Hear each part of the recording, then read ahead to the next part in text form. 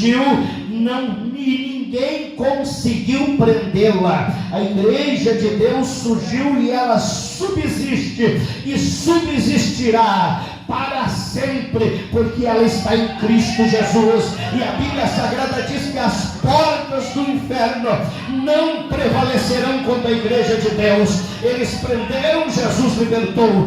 Prenderam novamente. Aqui nesse texto o Senhor pôs em liberdade, e Deus não colocou a igreja em liberdade para se esconder, para fugir. Deus colocou em liberdade e disse: vão publicamente, vá no lugar onde aqueles que têm inveja de vocês, que odeiam vocês pelos sinais que eu estou realizando, vai lá e anuncia a palavra. E eles, ao clarear do dia, entraram no templo e anunciavam a palavra, e o sumo sacerdote e os demais ficaram perturbados com isso. Então mandaram prendê-los novamente, e eles vieram, foram presos, e então ameaçaram a eles, e não só ameaçaram a eles, açoitaram a eles e proibiram de falar de Jesus Cristo. E então eles falaram no versículo 29: antes importa obedecer a Deus do que aos homens. Eles estavam dizendo: nenhum homem que queira fazer nós parar de falar de Cristo conseguirá fazer isso, porque nossa obediência a Deus, ela ultrapassa qualquer ameaça, ela ultrapassa qualquer religiosidade, ela ultrapassa qualquer cadeia. A nossa obediência em Deus, ela está em Jesus Cristo, e Jesus Cristo não está preso, não está morto, Jesus Cristo está vivo. Aleluia. Que esse sentimento de Deus esteja no teu coração, que esse sentimento de Deus esteja na tua mente. Aleluia. Ninguém pode prender Jesus. Aleluia. Oh, glória seja dada ao nome de Jesus.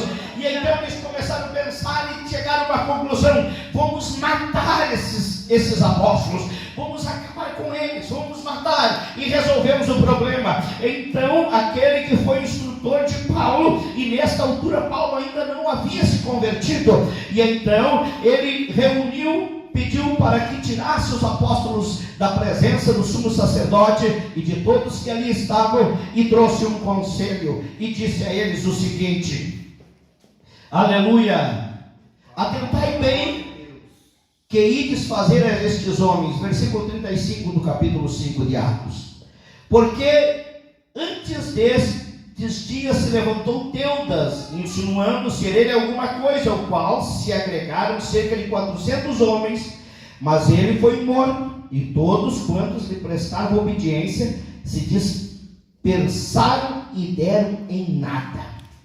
Depois desse levantou-se Judas, o Galileu, nos dias do recenseamento, e levantou muitos consigo. Também este pereceu, e todos quanto lhe obedeciam foram dissipados.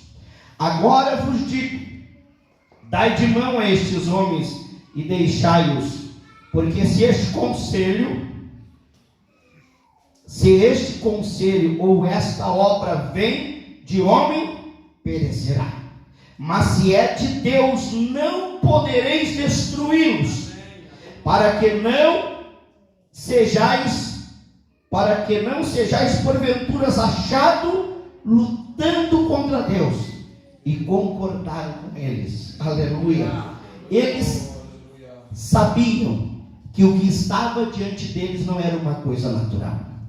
E Gamaliel, ele olhou o que estava acontecendo e ele disse: é em vão lutar contra esses homens, porque se eles estão na mentira, vai se dissipar como toda mentira se dissipou. Agora, se eles estão na verdade, ninguém vai poder parar, porque Deus está do lado deles. Aleluia. Não há organização humana que conseguirá pará-los. Era isso que Gamaliel estava dizendo. Ele estava dizendo: olha, se nós quiser parar alguém que Deus está levantando, nós vamos nos encontrar lutando contra Deus. E qual é a possibilidade de alguém vencer se ela começar uma luta com Deus?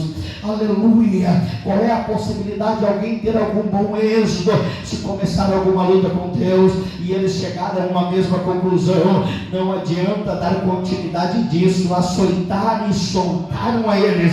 E Paulo estava neste hoje de contexto. Paulo sabia de tudo isso. Mas a Bíblia diz que ele consentiu com a morte de Estevão, e a igreja não diminuiu porque Estevão morreu. A igreja não diminuiu porque Estevão foi apedrejado. Era de se esperar que o povo se escondesse, fugisse, que ninguém quisesse mais falar sobre Jesus, porque se levantou Estevão pregando sobre Jesus, falando sobre Jesus, e qual foi o resultado? Foi a morte de apedrejamento. Mas não foi isso que aconteceu. A igreja, ao invés de se esconder, ela começou a se proliferar, ela começou a se espalhar, e começou a crescer ainda muito mais em número, em graça. Por quê? Porque esta igreja não era sustentada por uma organização humana, esta igreja não era alimentada por recursos naturais humanos. Esta igreja, ela foi levantada por Deus, e o combustível dela era o Espírito Santo de Deus. Aleluia! E o Espírito de Deus que foi aceso no dia de Pentecoste, quando a Bíblia diz que línguas repartidas como que de fogo pousaram sobre cada um deles, e eles então passaram a falar em novas línguas, e todos foram cheios do Espírito Santo. Isso era o combustível da igreja. O combustível da igreja não é palavra de autoajuda. O combustível da igreja não é, aleluia, não é recursos humanos de psiquiatria, de psicologia. Não é, mesmo que isso possa ajudar alguém, aleluia, a reorganizar a sua vida. Mas a igreja não subsiste por causa da ciência. A igreja não subsiste por causa dos recursos humanos. A igreja não subsiste por causa dos governos. A igreja existe, subsiste, porque Deus enviou o seu Espírito. É o Espírito de Deus que te mantém, é o Espírito de Deus que te convence, é o Espírito de Deus que te motiva, é o Espírito de Deus que te alerta, que te desperta, é o Espírito de Deus que te comunica com as coisas do Espírito, aleluia, espirituais.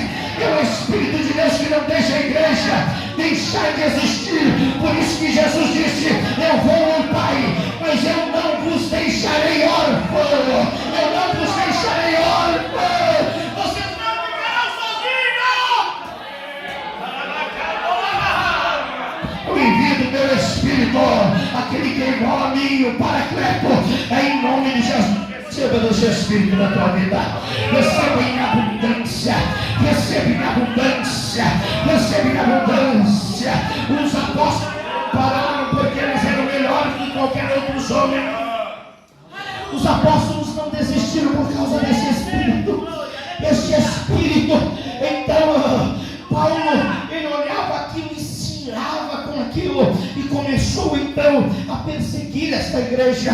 E depois de ter consentido com isso, Paulo então começou a andar perseguindo a igreja. Você vê o relato da sua conversão no Atos dos Apóstolos, capítulo 9. Mas você vê Paulo testemunhando da sua conversão ao rei Agripa, quando estava ele sendo encaminhado para César, para Roma, para ser julgado, então por solicitação própria. E você vê que Félix deixou Paulo aos cuidados de Festo, e Festo então, ao receber o rei Agripa, passou o caso para ele e pediu um parecer, porque disse: não posso enviar Paulo a César sem levar uma acusação com ele, e eu, ouvindo Paulo, não tenho o que prescrever, não tenho o que dizer a respeito dele, eu não encontrei nenhum crime. Então ouça Paulo, e então podes me ajudar para que eu mande uma carta dizendo qual é o crime que este homem cometeu. Então Agripa, no capítulo 26 de Atos, ele dá oportunidade, aleluia, e diz para Paulo: agora tu pode falar em tua defesa. Aleluia. E Paulo manifesta o contentamento de poder ter a oportunidade de falar com Agripa, porque conhecia a lei dos judeus, conhecia exatamente como se dava as coisas entre os judeus. Então ele começou a falar abertamente. Ele começa a falar o que? Ele começa a falar dele. Aleluia. Ele começa a dizer como é que ele se tornou o homem que ele era. Como é que ele chegou assim? Aleluia. Diante de Agripa. E ele começou a falar.